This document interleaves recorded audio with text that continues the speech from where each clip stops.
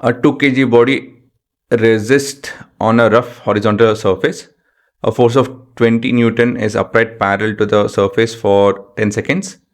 The coefficient of kinetic friction is 0.2. Work done by the applied force in 10 seconds. Change in kinetic energy of the object. So it's a simple, straightforward, traditional question. You have a surface. You have an object. So the surface is not smooth. It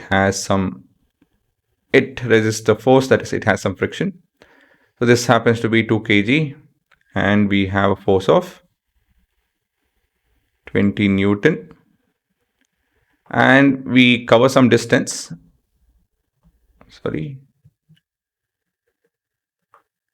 We cover some distance from point A to point B.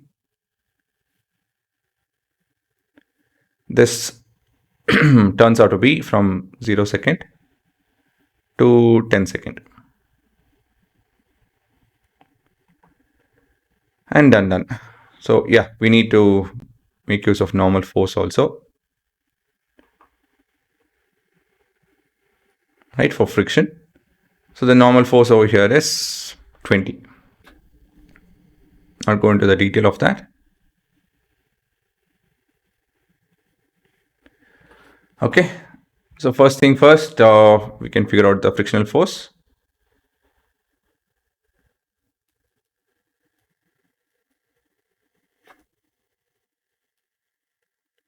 So Fk is equal to, or I'll use that. I use capital in my recording in the chapter actually. Okay, so 0.2 into the normal force is mass times of acceleration due to gravity. So this is 4 Newton, right? Now, you have the object, you're applying certain force, and that is 20 Newton. And you have this to be 4 Newton. So therefore, the net force is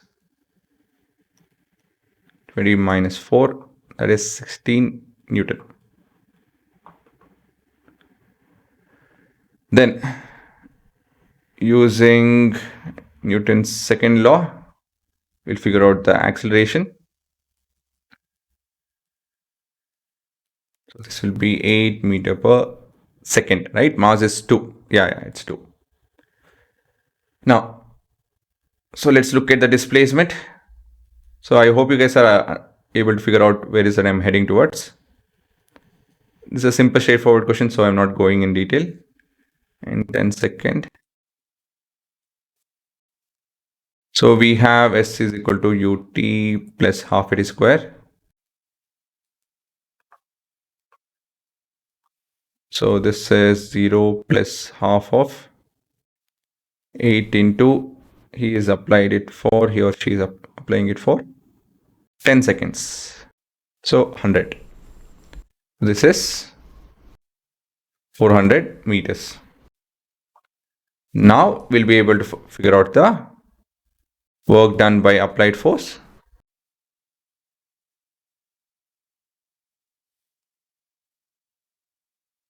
I think that's what we have to figure out, right? Work done by applied force in 10 seconds, calculate the kinetic energy. Yeah. So work is equal to force times displacement. So here theta is 0. As you guys can write the reason. Therefore, work is equal to, yeah. Where is the force? 16. That's the net force. Oh, sorry. Net force is that, but applied force is 20. Displacement is 400. And this is 1. So many joules. Now, this is 1 and this is 2. Change in kinetic energy. I think we had to figure out. Yeah. So, we need to figure out the change in kinetic energy, right?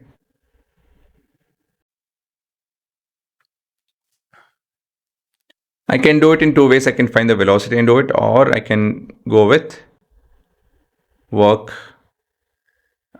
Yeah, the work done, the net work done on the system.